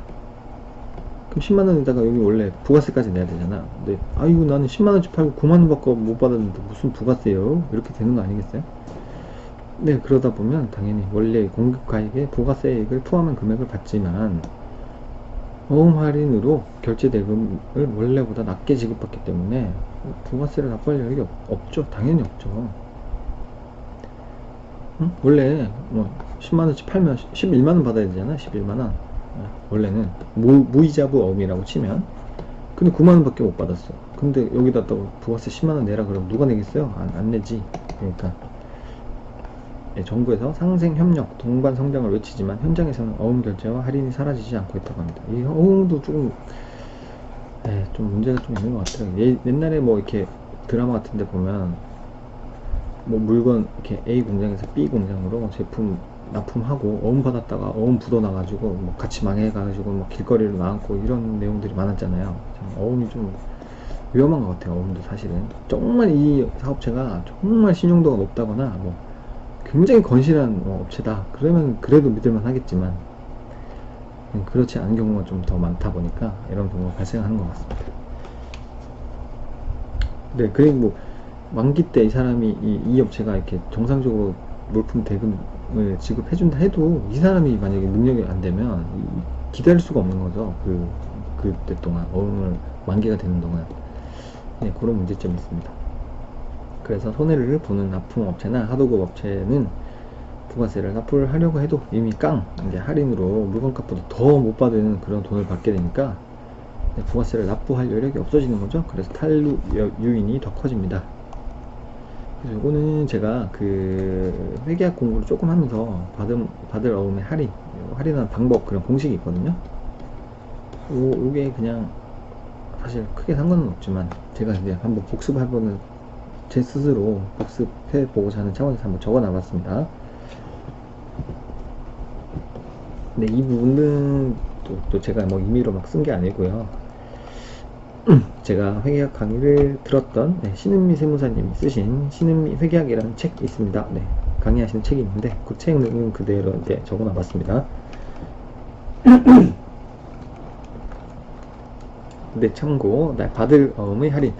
기업에서 상품 대금으로 받은 어음은 그 결제가 몇 개월 후에 이루어지는 것이 대부분입니다. 그래서 어음 거래를 주로 하는 기업에서는 자금 조달에 어려움을 겪는 경우가 있습니다. 이러한 경우 기업에서는 어음을 만기일이 되기 전에 은행 또는 그 밖의 금융기관에 양도하고, 그래서 양도까지는 괜찮은데 만기일이 되기 전에 양도를 하면 이게 문제죠. 일정한 이자 및 수수료를 차감하고 받는 경우죠. 쉽게 얘기하면 약간 악독한 대부업체 가면 뭐 100만원을 빌렸는데 손이자를 10만원 띄고 90만원 받는 거죠. 약간 이런 개념인 거죠. 이런 개념. 네. 100만원을 빌렸는데 90만원만 받아 나와. 이런 개념인 거죠. 네, 손이자 떼고 주겠다. 뭐 이런 식으로 하는 거죠. 그래서 이것도 마찬가지로 어음이나 깡이나 혹은 할인을 하면 이자나 수수료 부분을 차감하고 주는 거죠. 네. 그래서 이것을 어음의 할인, 할인을 이제 영어로 쓰면 디스카운트라고 하는 거죠. 아이고, 이것도 너무 많이 지나갔네. 그래서 뭐 여기 밑에 여기 나와 있는 부분은 회계 처리를 할 때 두 가지 케이스가 있어서, 뭐 만약에 어음을 받은 걸 매출 채권이라고 하거든요. 네, 어음을 받은 기업에서는 돈을 받은 권리를 받은 거잖아요.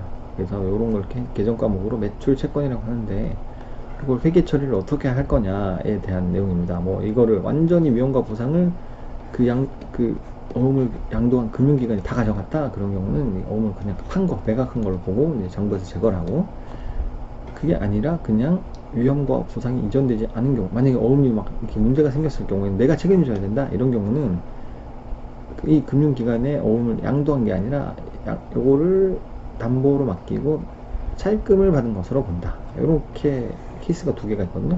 이런 회계 처리하는 케이스에 대한 두 가지 내용이고, 그래서 어음을 할인액을 보면 이 공식을 한번 보시면 어음의 만기가치, 만약에 어음이 6개월 만기 어음이다 그러면 뭐 케이스가 두 가지가 있겠죠.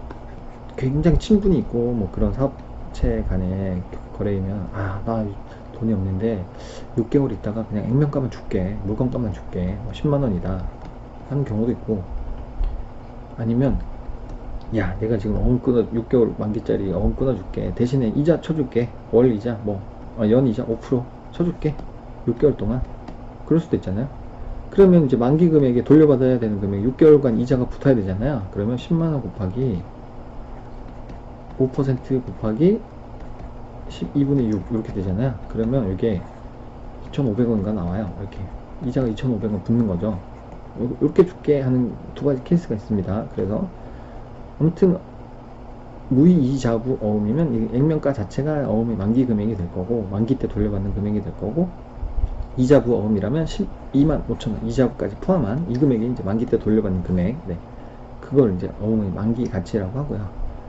할인액은 할인율이 정해져 있습니다. 뭐 금융기관에 가면 몇 퍼센트 할인으로 깡 해준다, 이런 식으로. 그리고 할인 월수라는 게, 만약에 6개월짜리 만기를 받았는데 내가 3개월 만에 보유하고 3개월 동안 미리 땡겨서 받았다 그러면 요 3개월치를 할인을 해버리는 거죠. 깎아버리는 거죠. 할인이란 말의 뜻을 그냥 깎는다 생각하시면 쉬울 것 같습니다. 그러니까 원래 6개월 다 네가 진득하게 기다렸으면 이 돈을 다 받아가는데, 너 3개월치 못 기다렸잖아. 요 기간만큼 내가 수수료를 떼간다, 깡한다, 할인을 3개월만큼. 이렇게 공식이 되겠습니다. 그렇게 하면은 뭐 이렇게 자세하게 예시도 있고요. 그래서 그러면 어음 10만원짜리 액면 어음을 끊어주고, 그러면 어음을 깡 하고 나면, 할인하고 나면 실제로 나는 얼마를 받을 수 있느냐, 요거 계산하는 방식이 또 있거든요. 그거는 그렇겠죠. 그냥 원래 만기 받을 금액에서 할인액을 빼면 되겠죠. 이게 이제 현금 수취액이거든요. 현금 수취액. 요게 회계학에서 문제가 좀 단골로 나오는 편이라서 받을 금액은 아까 계산했죠. 만약에 무이자부어음이면 액면금액 그대로가 10만원이 될 거고, 이자부어음이라면 그 이자를 포함한 금액이 받을 금액이 되겠고, 아까 할인액 위해서 이제 계산한 거 이거 빼주면 현금 수취액이 되겠습니다. 그래서 이제 뭐 어음을 깡하는 거 이렇게 뭐 계산하는 거 회계 처리하는 거 그것도 좀 배워가지고 제가 한번 적용을 시켜봤습니다. 뭐 잘난 척 하려고 하는 건 아닌데, 제가 계속 몇 번 말씀드렸지만 요 시험은 계속 제가 마음속으로 계속 준비를 하고 있거든요. 네, 그래가지고 뭐 복습하는 차원에서 한번 해봤습니다.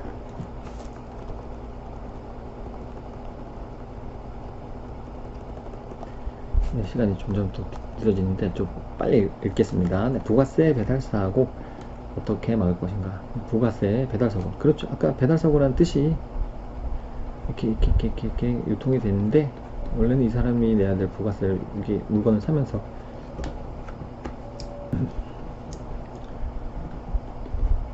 B한테 지급을 해놨는데, 이 사람이 여기 국세청에 잘 갖다 내면 되는데, 세무서에, 그쵸, 세무서. 그런데 이 사람이 안 내는 경우, 이런 걸 배달사고라고 하는 거죠. 배달사고. 그래서 이 배달사고는 이제 모든 국가에서 공통적으로 겪고 있는 문제다. 이를 해결하기 위해서 EU에서 제안하여 여러 국가에 도입한 제도가 매입자 납부 제도입니다.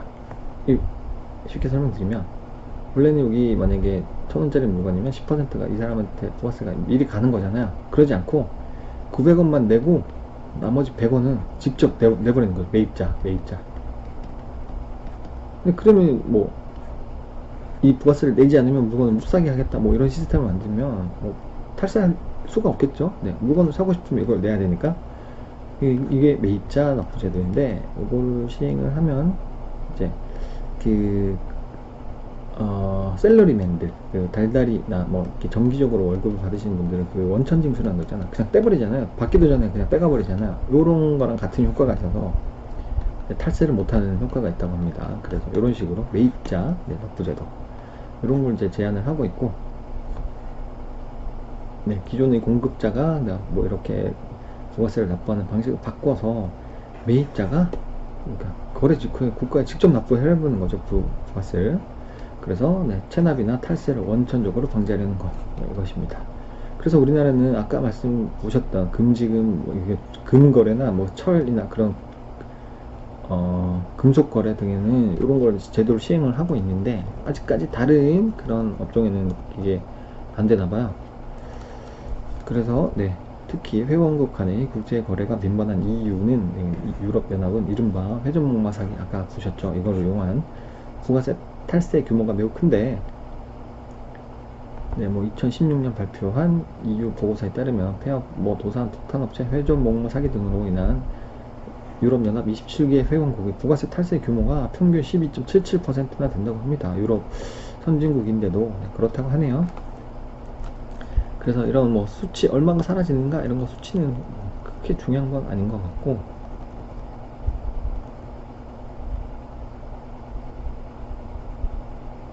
여기 개념은 그러니까 기존에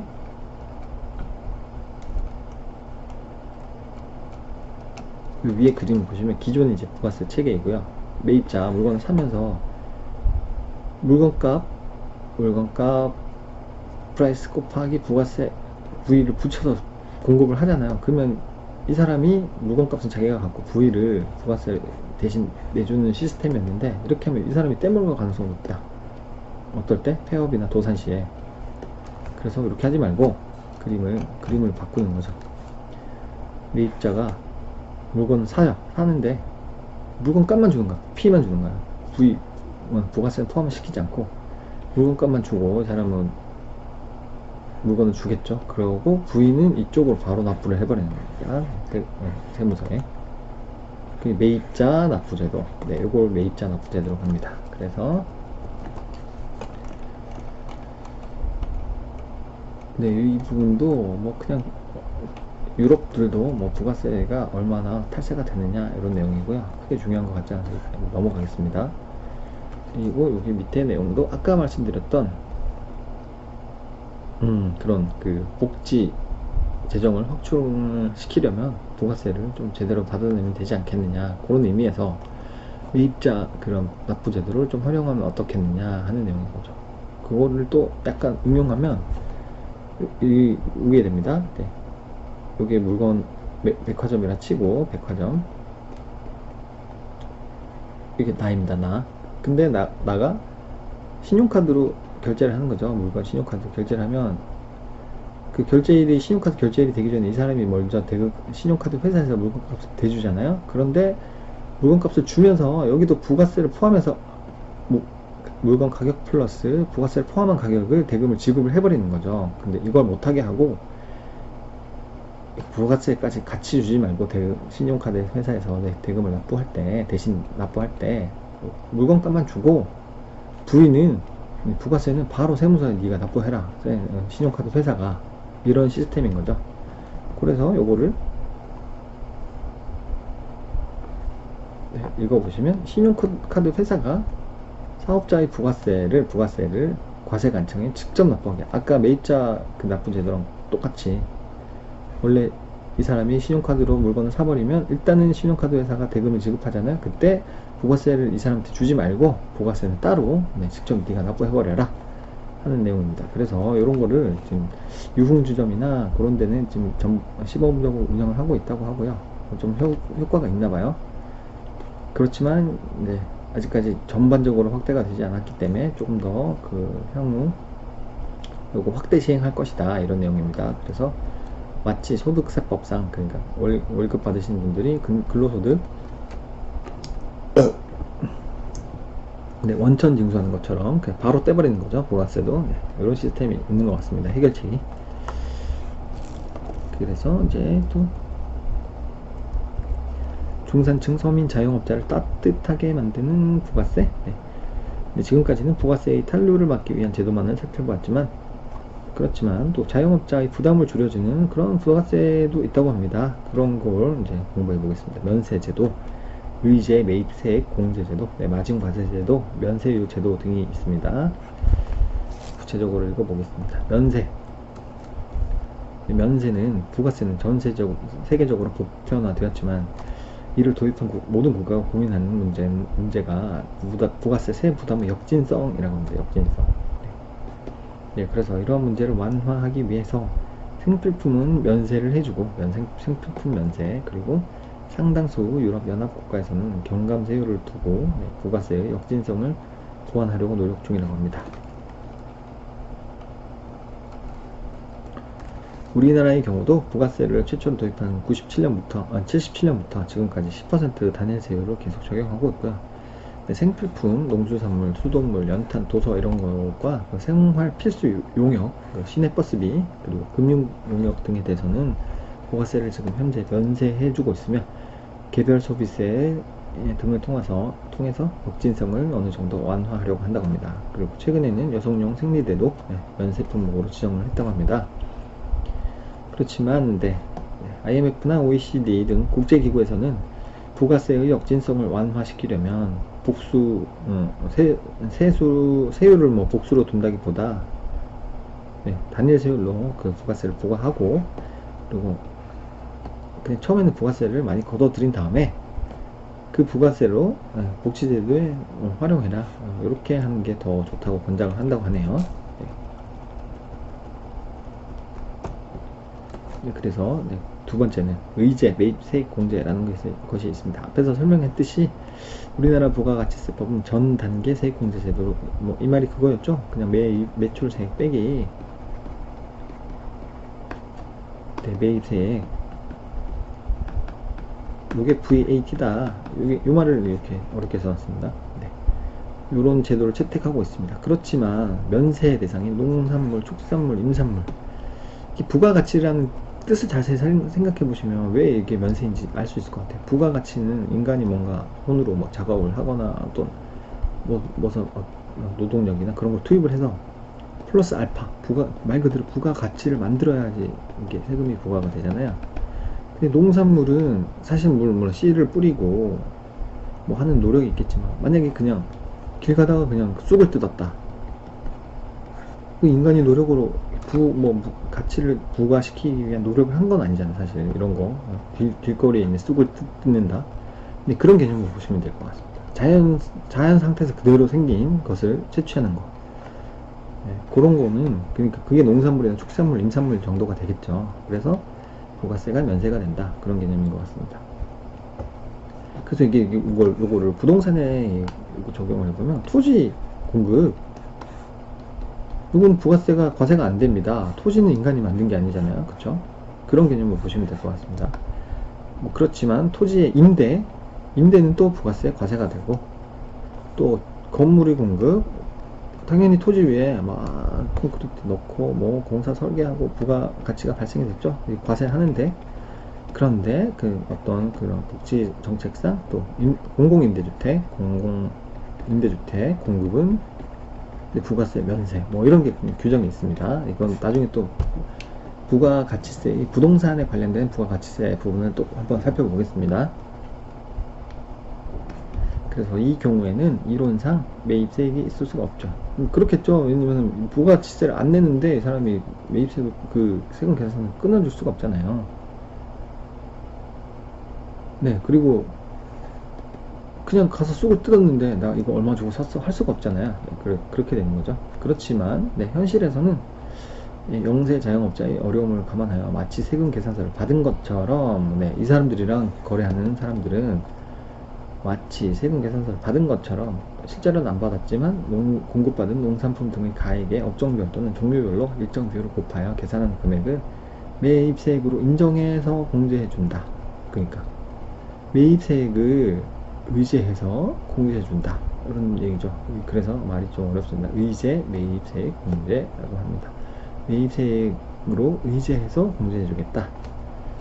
네, 이런 농산품 같은 경우죠. 네. 그래서 네, 이번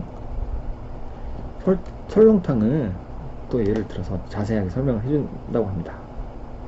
설렁탕에는 뭐 소고기도 들어가고 파 이런 거는 이제 농산품 등이 되니까 면세 대상이죠. 부가세 동수산물이라서 부가세 면세 대상이지만, 이를 한 번에 끓여서 설렁탕을 만들면 어떤 인간의 그런 노력이 들어가잖아요.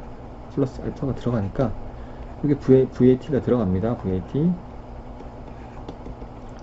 부가세 과세 대상이다. 그렇지만 소고기 공급업자로부터 그 세금 계산서를 받을 수가 없어요. 그렇기 때문에 네, 소고기에 대해서는 매입세 공제를 못 받는 거죠. 그런 경우에는 네가 소고기를 얼마만큼 산 것처럼 내가 해주겠다 하는 거죠. 그래서 의제 매입세액 공제제도, 매입세액을 의제하는 것을 공제해주겠다 적용해서 네, 일정 부분 매입세액을 인정하여 그만큼 부가세 부담을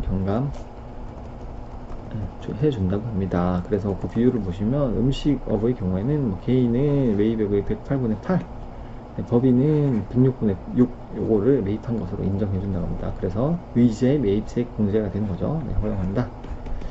그렇지만 이제 음식 그 업계에서는 이거 적다, 공제 비율이 적다, 공제를 인상해달라 하고 또 요구를 많이 하고 있다고 그러네요. 네, 마진과세라는 것도 있습니다. 마진과세 제도는 세금 계산서를 발행할 수 없는 자, 제일 쉬운 게 이겁니다. 내가 타던 중고차 업자한테 파는 거예요. 업자.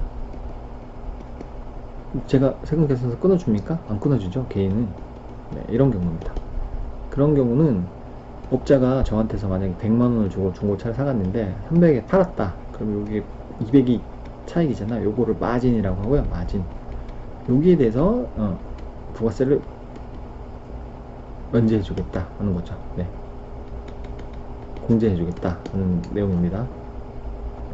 그래서 마진 과세 제도는 세금 계산서를 발행할 수 없는 자, 소비자, 저 같은 경우, 네, 로부터 중고품을 매입한 과세 사업자가 네, 자신의 마진을 부가세 과세 표준으로 해서 이에 일정한 비율을 곱하여 계산한 금액을 부가세로 납부하는 제도입니다.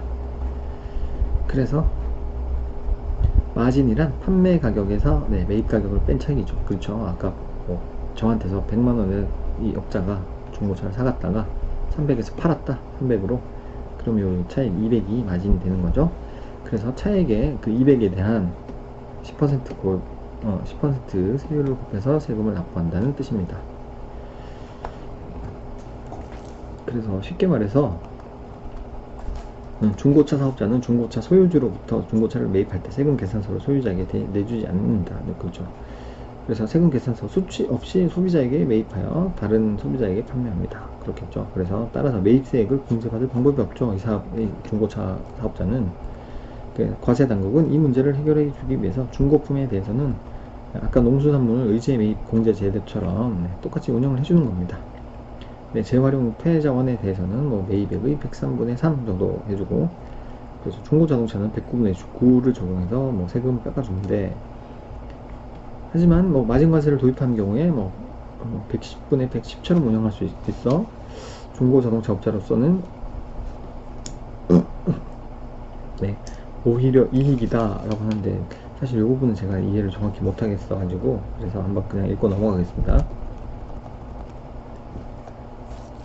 그래서 우리나라 중고차 업계에서도 마진과세 제도를 도입해달라고 지속적으로 요구하고 있다. 아직은 이게 없었나봐요. 그렇지만 과세당국은 중고차 업자의 소비자 매입 가격을 그대로 믿을 수 없는 경우가 많음을 들어. 조금 이제 이런 분들 중고차 이게 뭐 비하하는 게 아니라 사실 좀 검증하기 힘들죠. 뭐 차량 상태나 이런 그런 거를 전문가가 아니면 좀 일반 소비자들은 좀 알기가 힘듭니다. 이 차를 어떻게 매입해가지고 어떻게 해서 좀 파는 건지 좀 검증하기가 좀 힘들잖아요. 막 그런 것도 있을 수 있죠. 침수 차량 이런 것도 그냥 깨끗하게 겉만 닦아가지고 뭐 새 차처럼 막 팔고 이런 경우도 있을 수도 있으니까. 그래서 과세당국은 중고차 업자의 소비자 매입 가격을 뭐 그대로 믿을 수 없는 경우가 많음을 들어 마진과세 도입에 난세가 풀렸지만, 하지만 2018년 1월 1일부터 취득하는 중고자동차에 대하여 110분의 10을 공제율을 적용한다고 합니다. 그렇군요.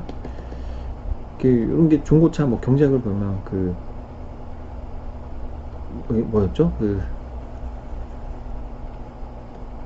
역선택? 네, 역선택. 뭐 이런 것도 많이 나왔던 것 같고. 아무튼 소비자는 결국은 나쁜 차를 사게 된다. 이런 내용이었죠. 역선택이라는 게.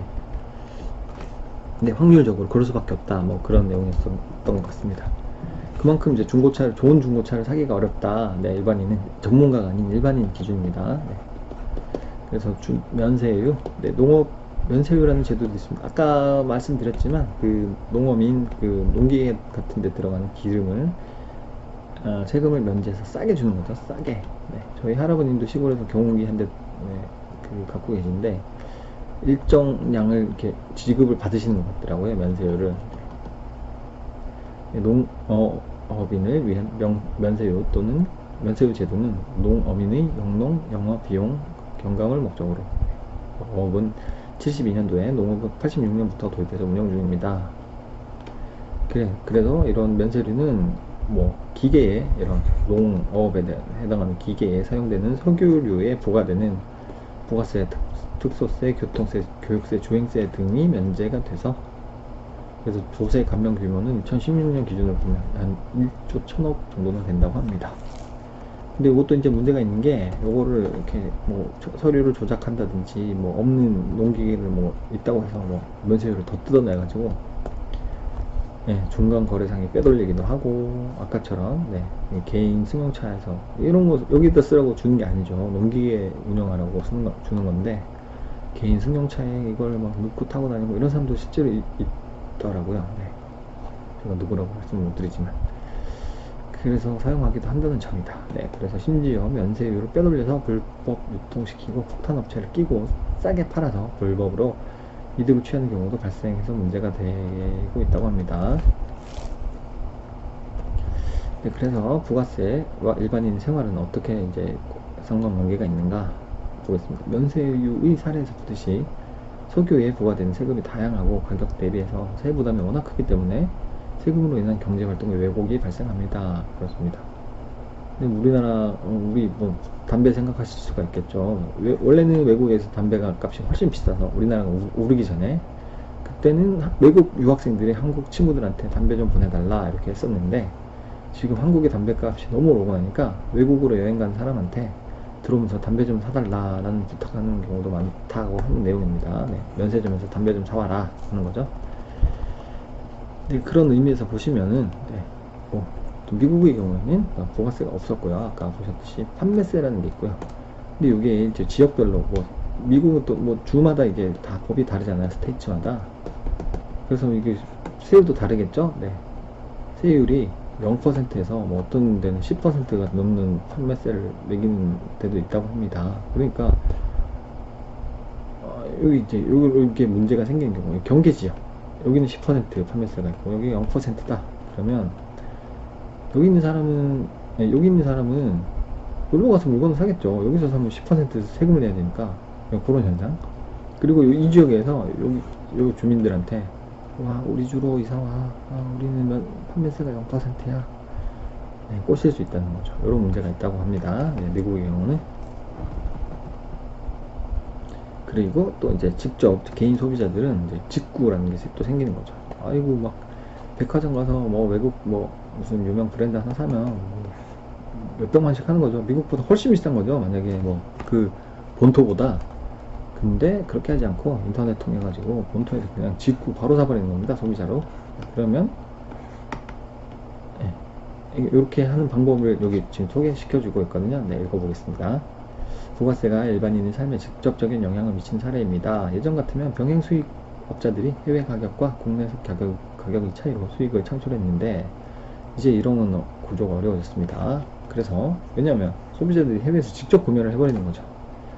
뭐 옛날에는 어쩔 수 없이 그 영상 같은데 전자업체나 그 카메라 같은 거죠. 특히 뭐 유명한 그 니콘사하고 뭐 캐논사 거기다 이제 그 전자 그 전문점 가면 뭐 병행 수입 업체 해가지고 그런 걸 샀잖아요. 근데 이제 외국에서 직접 뭐 사버리니까 그 인터넷을 통해서요. 그래서 판매세가 없는 지역으로 일단 물건을 배송시킨답니다.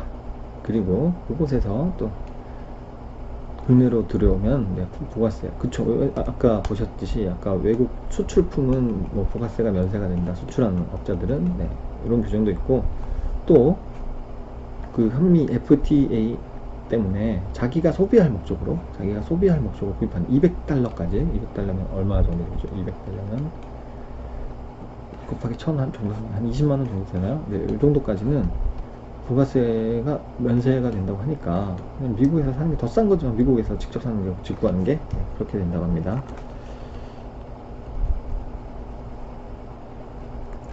미국 브랜드의 옷을 구입할 때 일반 소비자들이 느끼는 국내 소매 가격은 미국보다 훨씬 비쌉니다. 그래서 왜냐면 부가세에다 관세까지 내야 되는 거죠. 그래서 하지만 미국에서 블랙 프라이데이 기간에 뭐 엄청 싸게 파는 그 기간이 있는 것 같더라고요. 그쵸? 저는 미국을 가보지 못해갖고 잘은 모르지만 뉴스 같은 데 보면 요 기간에 막 사람들 밤새서 막 그 매장 앞에 줄 서고 막 그러는 것 같던데 그래서 이 기간에 미국에서도 좀 싸게 산 다음에 판매세가 없는 지역으로 일단 배송한 다음에 또 배송 대행 업체를 위해서 한국으로 배송해버리면 국내에서 이 제품 사는 것보다 비행기를 타고 막 건너온 제품이 더 싼 거죠. 그래서 엄청나게 저렴하게 물건을 구입할 수 있다. 그래서 이런 이유로 미, 일, 중, EU 등의 국가에서 한국 사람이 운영하는 배송 대행 업체가 엄청 성행이라고 합니다. 그리고 젊은 층일수록 인터넷 활용한 능력이 아무래도 조금 좋으니까 이런 비율이 좀 증가하고요. 그래서 이런 소비 관행은 기존 과세 체계의 허점을 이용한 것이라고 합니다. 그래서 이처럼 뭐 세계화에 따라 국경 개념이 없어지고 전자상거래가 증가하면서 과세 제도나 세무 행정도 변해야 한다고 주장하고 있습니다. 그래서 이 마지막 부분도 이제 그냥 이때까지 부가세가 어떤 문제점이 있고 어떻게 개선을 하면 될까 하는 내용이고요. 그리고 뭐 어떤 현 정부에서 주장하는 그런 복지 정책을 잘 이루려면 부가세를 잘 걷어가지고 탈세하지 않게 그거를 이제 재원으로 써라 이런 내용도 또 나오고요. 그런 내용인 것 같습니다. 그래서 앞에서 나왔던 거 다 설명하는 거라 요것도 건너뛰도록 하겠습니다. 네, 장시간 동안 같이 뭐 시청해 주신 분이 계시면 너무너무 감사드리고 이 다음 편으로는 아까 말씀드렸다시피 여기 또 제가 정리를 해놨거든요. 그거는 제가 공인중개사 실무교육 때 받은 교재가 있어요. 이게 뭐 거의 교재로는 강의를 실무 교육 때는 이 교재로 강의를 안 하는데 한 700페이지 이렇게 뭐 800페이지 가까이 되는 강의인데 책인데 이 책을 제가 유심히 한번 읽어봤더니 굉장히 좀 도움되는 내용이 많은 것 같아서 이 책에 나와 있는 그 부가가치세에 대해서 이렇게 좀 정리한 게 있어요. 이거는 한 몇 페이지가 안 됩니다. 한 5페이지 정도 되나? 이것도 한번 읽어보도록 하겠습니다. 이걸 바로 연달아 읽으면 이제 좀 많이 지루하실 것 같아서 여기서 한번 끊어가겠습니다. 네, 시청해주셔서 감사하고요. 저는 계속 부동산에 관련된 그런 객관적인 자료를 찾아서 이렇게 읽는 시간을 마련을 하겠습니다. 그 관심 있으시면 구독하기를 좀 많이 눌러주십시오. 그러면 제가 올리는 정보를 바로바로 받아보실 수가 있을 것 같습니다. 네, 감사합니다.